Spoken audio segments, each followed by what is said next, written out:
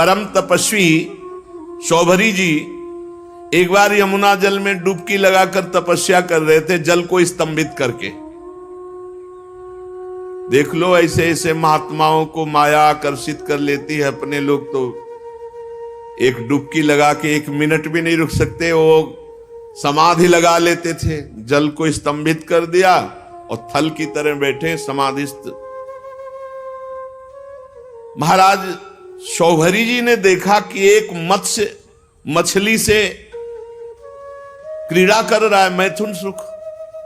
उनके हृदय में आया कि ये मैथुन में तो सुख है, तभी तो एक छोटा सा जीव इतना आनंदित हो रहा है, तो मुझे ये सुख चाहिए। अब महान तपस्या के धनी शौभरी जी के मन में विवाह करने की इच्छा जग उठी।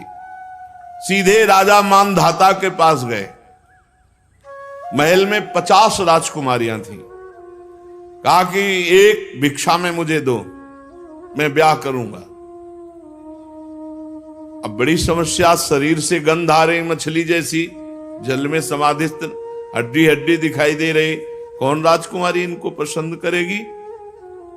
तो राजा ने कहा कि ब्राह्मण, आपको जो कन्या पसंद कर ले उसे स्वीकार कर लो।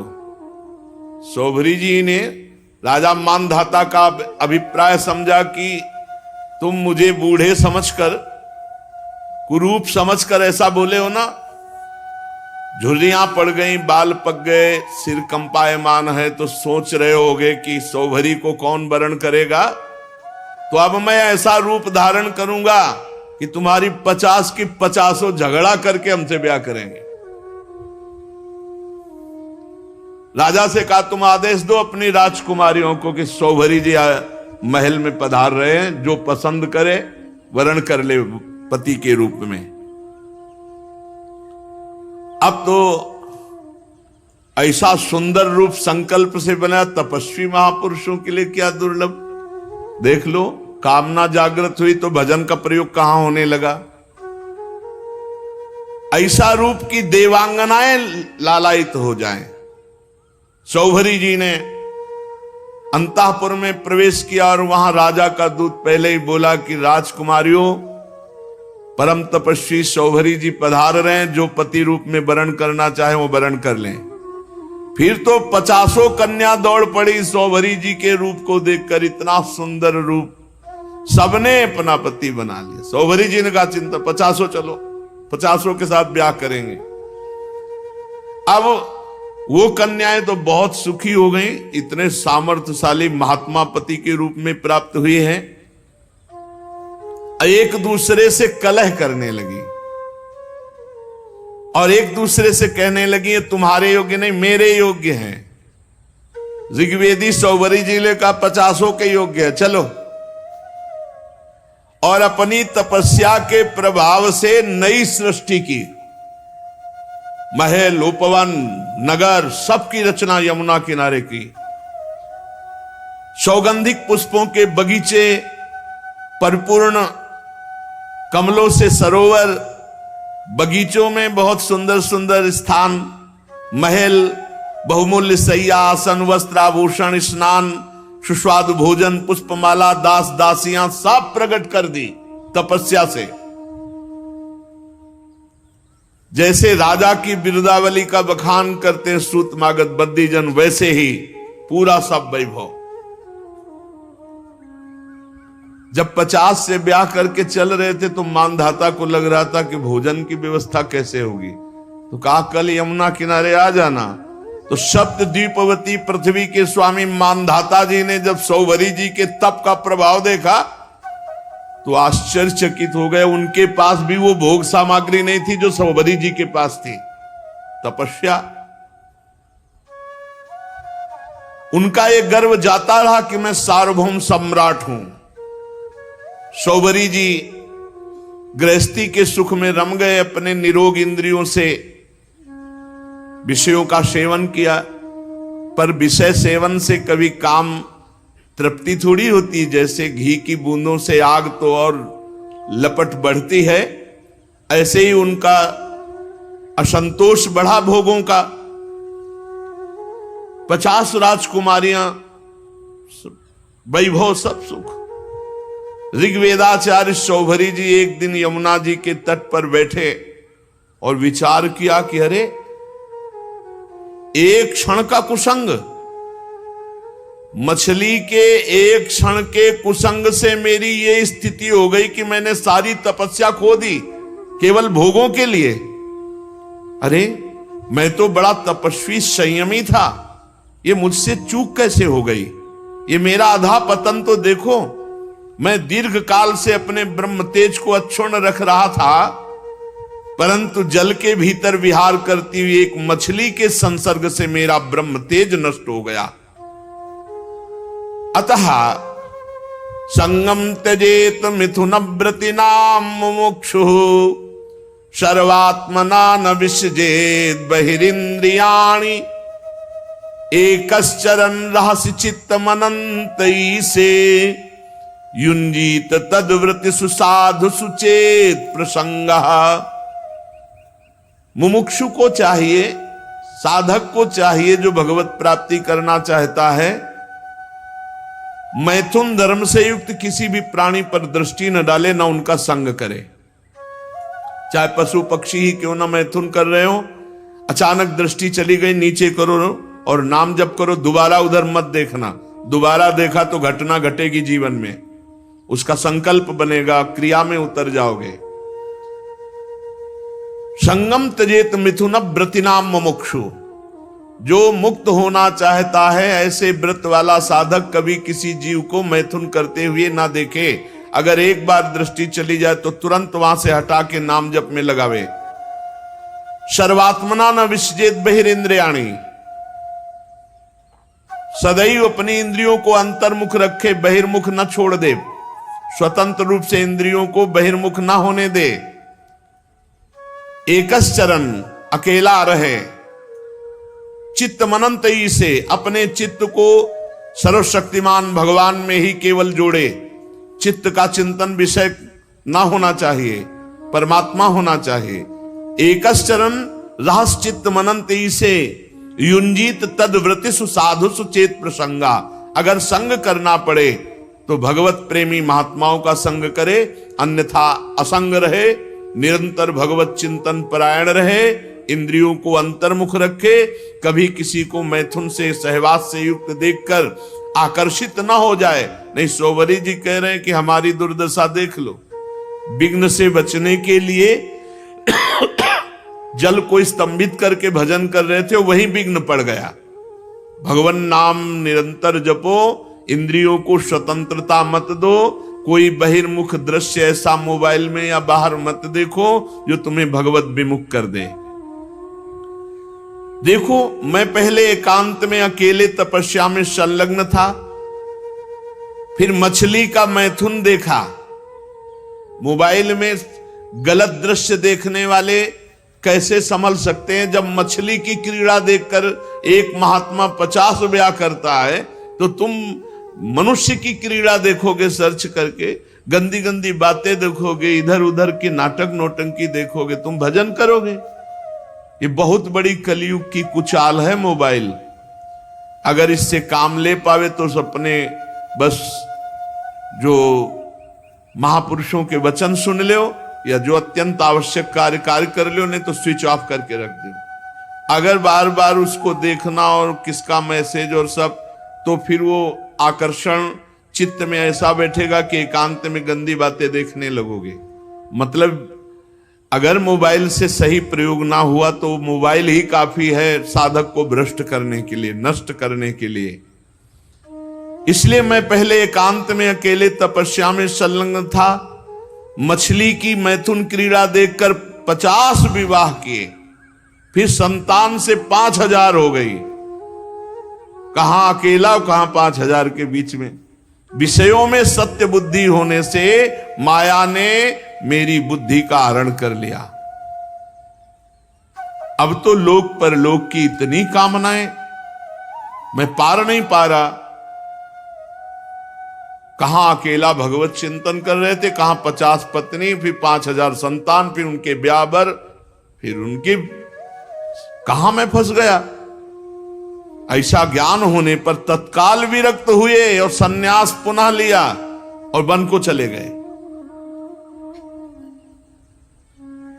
अपने पति को ही सर्वस्व मानने वाली उन पत्नियों ने एकांत वन में भगवत चिंतन करते हुए शरीर छोड़ा और सौभरी जी ने बड़ी घोर तपस्या की, शरीर को सुखा दिया और परमात्मा में लीन कर दिया। परीक्षित, जैसे ज्वालाएं अग्नि की शांत हो जाती हैं, वैसे ही उनकी 50 पत्नियां सौभरी जी के चरण चिंतन करके उत्तम गति को प्राप्त हुई, भगवद आराधना करके उत्तम गति को प्राप्त हुई। तो सौभरी जी के पावन चरित्र से ये शिक्षा लेनी चाहिए कि किसी भी जीव को मैथुन करते हुए कदापि नहीं देखना चाहिए। एक बार दृष्टि जाए, दोबारा दृष्टि ना जाए, उसका चिंतन ना होने पावे, नहीं तो साधक के मन में स्फुरना, फिर संकल्प और फिर क्रिया। इसलिए स्फुरना में ही रौंद दो। इतना नाम उच्च कोटि से जपने लोगों की स्फुरना ही समाप्त हो जाए, संकल्प बनने ही ना पावे। श्री सुखदेव जी महाराज कहते, परीक्षित, मैं वर्णन कर चुका हूं कि मानधाता के पुत्रों में सबसे श्रेष्ठ अम्बरीश जी थे। उनके दादा युवनाश्व ने उन्हें पुत्र रूप में स्वीकार कर लिया। उनका पुत्र युवनाश्व का हारित मानधाता के वंश में 3 अवान्तर गोत्रों के प्रवर्तक हुए। नागों ने अपनी बहन नर्मदा का विवाह पुरुकुत्स से कर दिया। नागराज वासुकी की आज्ञा से नर्मदा अपने पति को रसातल में ले गई और वहां भगवान की शक्ति से संपन्न होकर पुरुकुत्स ने वध करने योग्य गंधर्वों को मार डाला। इस पर नागराज ने प्रसन्न होकर पुरुकुत्स को वर दिया कि जो इस प्रसंग का स्मरण करेगा उसे सर्पों से कोई भय नहीं रह जाएगा। राजा पुरुकुत्स का पुत्र त्रिशदस्य था, उसके पुत्र हुए अनरण्य, अनरण्य के हर्यश्व, उसके अरुण और अरुण के त्रिबंधन, त्रिबंधन के पुत्र सत्यव्रत हुए। यही सत्यव्रत त्रिशंकु के नाम से विख्यात हुए।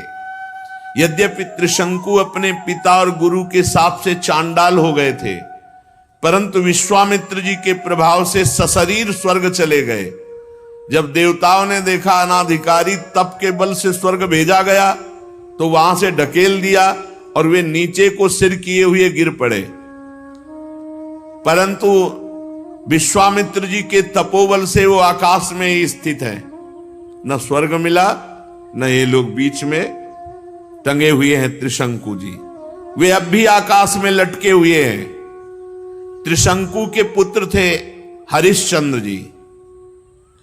उनके लिए विश्वामित्र और वशिष्ठ एक दूसरे को शाप देकर पक्षी हो गए और बहुत वर्षों तक लड़ते रहे।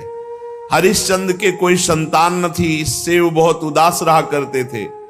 नारद जी के उपदेश से वे वरुण देवता की शरण में गए, उनसे प्रार्थना की कि प्रभु मुझे पुत्र प्राप्त हो। महाराज, मेरे वीर पुत्र होगा तो मैं उसी से आपका यजन करूंगा। वरुण देवता ने कहा ठीक है। तब वरुण की कृपा से हरिश्चंद्र के रोहित नाम का पुत्र हुआ। पुत्र होते ही वरुण ने आकर कहा, हरिश्चंद्र तुम्हें पुत्र प्राप्त हो गया, अब इसके द्वारा मेरा यज्ञ करो। हरिश्चंद्र ने कहा, जब आपका ये रोहित 10 दिन से अधिक का हो जाएगा तब यज्ञ योग्य होगा। 10 दिन बीतने पर वरुण जी ने आकर के आप मेरा यज्ञ करो। हरिश्चंद्र ने कहा, जब आपका ये रोहित मुंह में दांत निकल आएंगे तब यज्ञ के योग्य होगा। दांत उगाने पर वरुण देवता ने कहा, तो दांत निकल आए, मेरा यज्ञ करो। हरिश्चंद्र ने कहा, जब इसके दूध के दांत गिर जाएंगे तब ये यज्ञ के योग होगा। जब दूध के दांत गिर गए तो वरुण देवता ने कहा, अब तो मेरा यज्ञ करो। हरिश्चंद्र ने कहा, जब दोबारा दांत आ जाएंगे तब ये यज्ञ के योग्य होगा। दांतों के उगाने पर वरुण ने कहा, मेरा यज्ञ करो। हरिश्चंद्र ने कहा, महाराज, क्षत्रिय राजकुमार तब यज्ञ के योग्य होता है जब वो कवच धारण करने लगे। राजा हरिश्चंद्र पुत्र के प्रेम से ऐसा टालते रहे।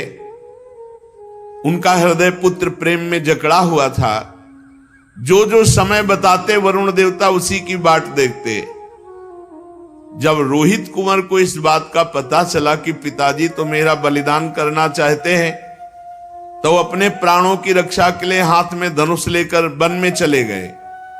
कुछ दिन के बाद उन्हें मालूम हुआ कि वरुण देवता ने रुष्ट होकर मेरे पिताजी पर आक्रमण किया है, जिसके कारण वे महोदर रोग से पीड़ित हो रहे। तब रोहित अपने नगर की ओर चल पड़ा, परंतु इंद्र ने आकर उसे रोक दिया।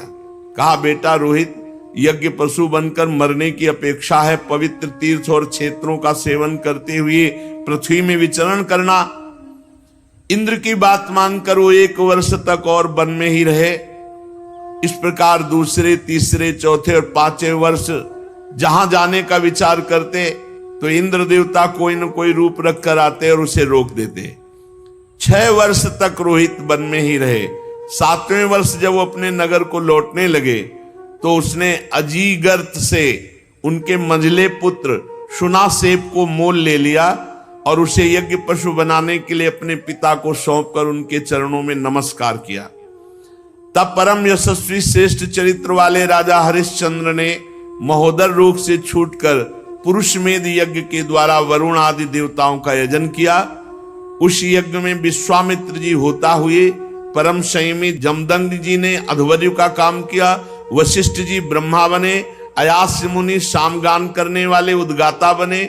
उस समय इंद्र ने प्रसन्न होकर हरिश्चंद्र को एक सोने का रथ दिया। आगे चलकर मैं शुनासेप का महात्म वर्णन करूंगा। हरिश्चंद्र को अपनी पत्नी के साथ सत्य में दृढ़ता पूर्वक स्थित देकर विश्वामित्र जी बहुत प्रसन्न हुए। विश्वामित्र जी ने बड़ी कठोर परीक्षा ली हरिश्चंद्र जी की। एक दिन महाराज हरिश्चंद्र जी अपने राज्य के वन में भ्रमण कर रहे थे तो आवाज आई कुछ स्त्रियों की, रक्षा करो, रक्षा करो। महाराज हरिश्चंद्र ने विचार किया कि हमारे राज्य में कोई व्यभिचारी तो है नहीं जो ऐसा कर सके। उनके राज्य में कोई ऐसा नहीं था। बहुत कठोर शासन हरिश्चंद्र जी का।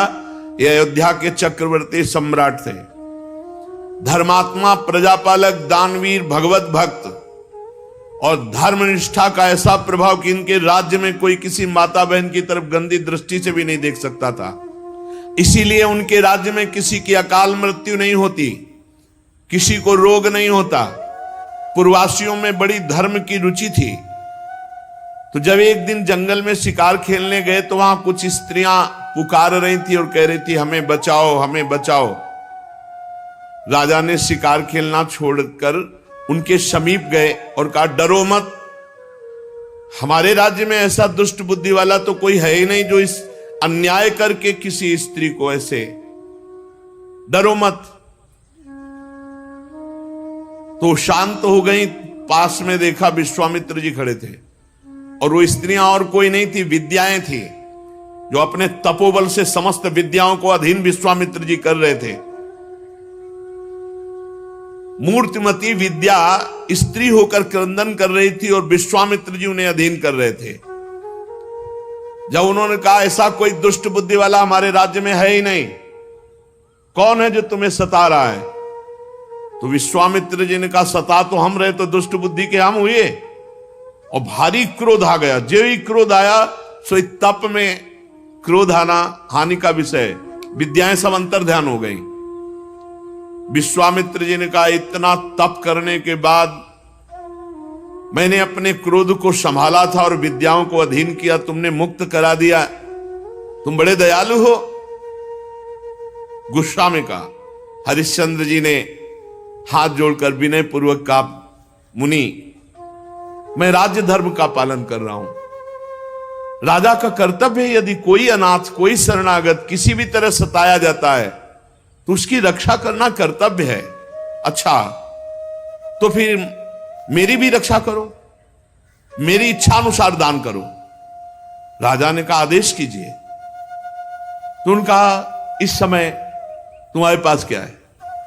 घोड़ा, खजाने की चाबी, दो। दान ले लिया और कहा, दक्षिणा में हमें प्रचुर स्वर्ण चाहिए। कहा, दिया।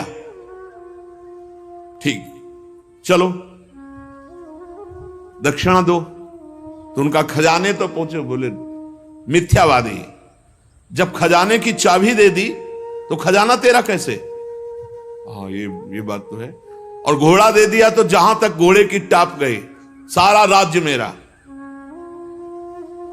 बहुत दानी बनता है, बहुत उदार बनता है, विद्याओं की रक्षा करेगा तू, अब दे। तो उनका, महाराज चिंता मत करो, हमारे राज्य में तो हमको कोई खरीदेगा नहीं, और वो राज्य अब आपका हो चुका है।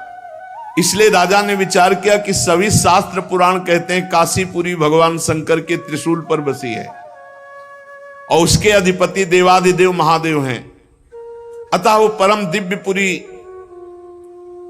में चल करके अपने आप को बेचना चाहिए, और जो बेचने से स्वर्ण मिले वो दक्षिणा में देना चाहिए। जो अभी चक्रवर्ती सम्राट थे, विश्वामित्र जी ने नंगे पैर निकाला राज्य से, और जाओ बिको और दक्षिणा दो। अब परम सुकुमारी रानी सेव्या, पुत्र रोहित काशी को चल पड़े। मार्ग में मुनि ने एक माया रची कि राजा रानी और रोहित तीनों को अत्यंत प्यास लगी, बहुत सुंदर जल की, मीठे जल की सृष्टि की, और आप बैठ गए ब्राह्मण के वेश में और कहा आओ पानी पी लो। बहुत आग्रह किया। राजा ने कहा मैंने मुनि को दान दिया है, दान की पूर्णता दक्षिणा से होती, जब तक दक्षिणा नहीं दे लूंगा पानी नहीं पीऊंगा। ऐसा कह के राजा आगे बढ़ गए। ब्राह्मण ने रानी और रोहित कुंवर से भी कहा कि जल पी लो। उन्होंने कहा नहीं, हम धर्मात्मा राजा की संतान हैं, हम उनकी पत्नी हैं, जब तक राजा अपनी दक्षिणा नहीं दे देते तब तक हम पानी नहीं पिएंगे। ब्राह्मण ने कहा झूठ, राजा तो जल पी गए, तुम लोग क्यों जल नहीं पियोगे? तो उन्होंने कहा कि वो परम स्वतंत्र हैं, वो पी सकते हैं, लेकिन जब तक वो मुझे आदेश नहीं करेंगे मैं नहीं पीऊंगा। और झूठ बोला था कि वो पी गए। विश्वामित्र जी ने परीक्षा ली थी, बड़े प्रसन्न हुए और कहा जाओ जिस कार्य के लिए जा रहे हो। 1 महीने की अवधि मांगी थी, 1 दिन शेष रह गया। अब यहां अयोध्या से काशी पैदल चल के जाना। विश्वामित्र जी ने कहा कि अगर तुमने हमारी दक्षिणा नहीं दी और समय पूरा हो गया तो मैं तुम्हें शाप दे दूंगा। आज का अंतिम दिन है। हरिश्चंद्र ने मुनि को प्रणाम किया और कहा अभी आधा दिन शेष है, अभी आप कुछ मत बोलिएगा, प्रयास करते हैं कोई मुझे खरीद ले। आपने इतने दिन प्रतीक्षा की और कर लीजिए, आधा दिन की ही तो बात है। मुनि अंतर्धान हो गए।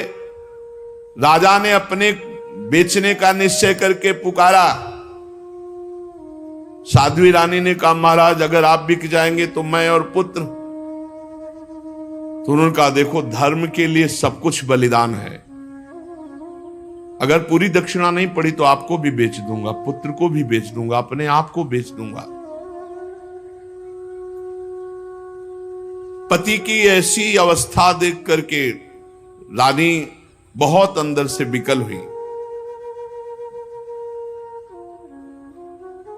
उधर विश्वामित्र जी की कड़ी चेतावना, तो चित्त में दुख है और गदगद कंठ से पुकार कोई मुझे खरीद ले। तो एक वृद्ध ब्राह्मणी के वेश में 500 स्वर्ण मुद्राएं देकर के रानी को खरीदा। रानी ने उस ब्राह्मणी से प्रार्थना की कि यथाशक्ति मैं घर की पूरी सेवा करूंगी, कभी इंकार नहीं करूंगी। मेरी 3 बातें आपको माननी होंगी। मैं कभी किसी पुरुष से संभाषण नहीं करूंगी, एकांत में नहीं मिलूंगी, किसी का जूठा नहीं खाऊंगी, और सेवा के अतिरिक्त मैं एकांतवास करूंगी, मेरे समीप कोई नहीं आना चाहिए। स्वीकार कर लिया। अब राजा के सामने ही रानी बिक गई। अब पुत्र को अंचल पकड़कर मां के संग जाते देख करके पहले तो बहुत हटाया, जब नहीं हटा तब कुछ स्वर्ण मुद्राएं देकर पुत्र को भी साथ में खरीद लिया।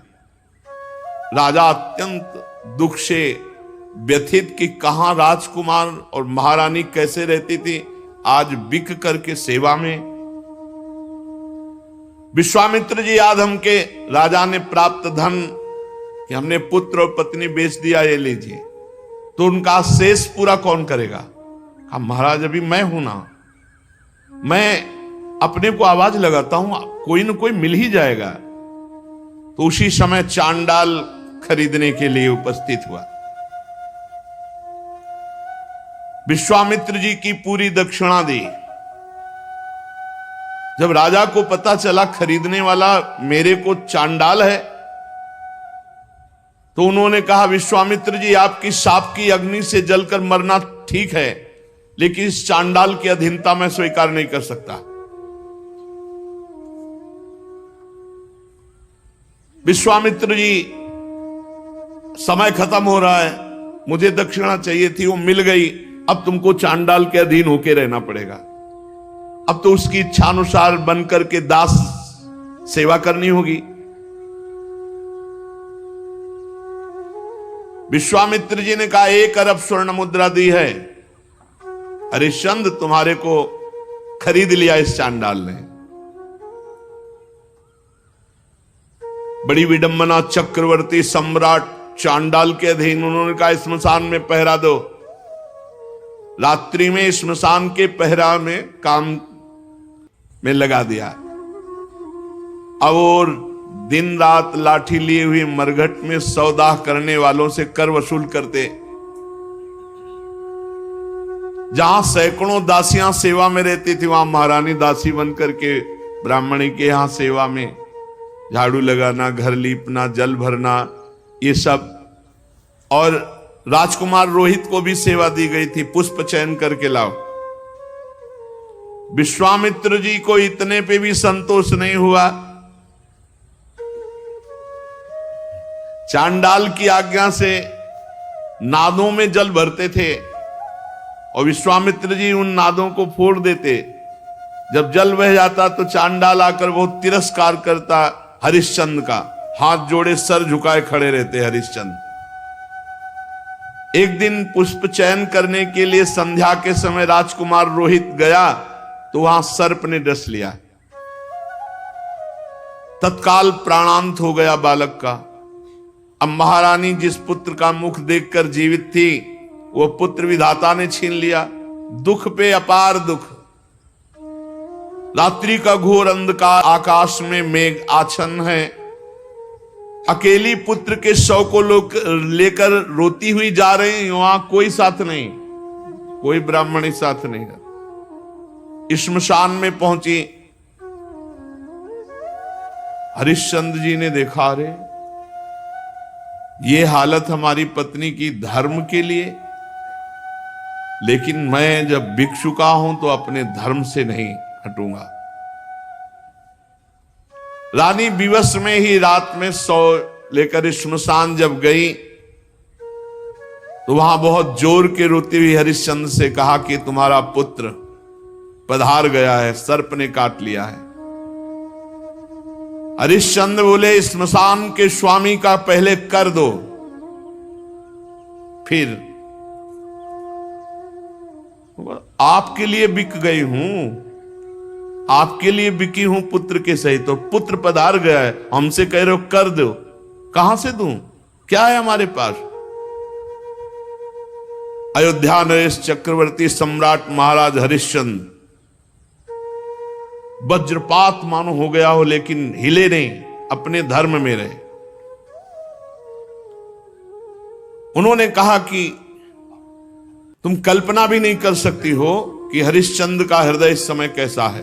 देवी, आज्ञा का पालन, अपने स्वामी को कर दिए बिना यहां हम सौदाह या प्रवाह नहीं होने देंगे। तुम अपने धर्म का पालन करो और मैं अपने धर्म का पालन करूंगा। देखो, तुम तनिक भी डिगना नहीं, भारी से भारी संकट आने पर भी तुम अपने धर्म में स्थित रहना, धर्म तुम्हारी रक्षा कर लेगा। सौ ढकने के लिए कोई वस्त्र तो था नहीं, तो अपने जो शरीर में वस्त्र था उसके पहला ही टुकड़ा करके लपेट कर लाई थी। पतिव्रता ने दूसरा उसी कपड़े का जैसा हिस्सा फाड़ा और कहा कि ये कर के रूप में ले लो। जे ही उन्होंने लिया तो विश्वामित्र जी प्रकट हुए और कहा, आपने वो करके दिखाया, कोई मैं एक महात्मा के वचनों का पालन करने के लिए या धर्म के पालन के लिए इस तरह अपने जीवन को, राज्य को, परिवार को। उसी समय जो चांडाल ने खरीदा था वो प्रकट हुए और कहा, जानते हो मैं मूर्तिमान धर्म हूं, तुम्हें दास कौन बना सकता है? जो धर्मात्मा पुरुष है उसको किसी की त्रिभुवन में ताकत नहीं कि उसे दास बना सके। साक्षात धर्म ने ही चांडाल रूप होकर के खरीदा था। साक्षात अंबा अन्नपूर्णा ने ही, जो ब्राह्मण के वेश में थी, वो कुंवर को और रानी को खरीदा था। देवराज इंद्र ने अमृत की वर्षा की, रोहित कुंवर जीवित हो गए। विश्वामित्र जी ने कहा, ये अपनी चाबी पकड़ो और ये लगाम घोड़े की, जाओ तुम्हारी जय हो, तुम माया पर विजय प्राप्त कर चुके हो। देवराज ने कहा कि अब तुम्हें मृत्युलोक का राज्य करने की जरूरत नहीं, सशरीर स्वर्ग की यात्रा करो। हरिश्चंद्र ने कहा, नहीं, मर्यादा है, धर्म कहता है तो पहले यहां हम तप के द्वारा शरीर छोड़ेंगे, फिर जो भगवान गति देंगे। तो अयोध्या में पुनः महाराज हरिश्चंद्र जी आए। प्रजा जय जयकार करती हुई बहुत सुख में निमग्न हुई। सत्यात् परो धर्मः, सत्य से बढ़कर कोई परम धर्म नहीं, और जो धर्म का पालन करने के लिए कष्ट सहता है उसकी सदैव विजय होती है। ऐसे महाराज त्रिशंकु के पुत्र हरिश्चंद्र जी थे, जिनका यश सत्य के लिए विस्तार को प्राप्त हुआ। शेष चर्चा के श्री राधा वल्लभ लाल की।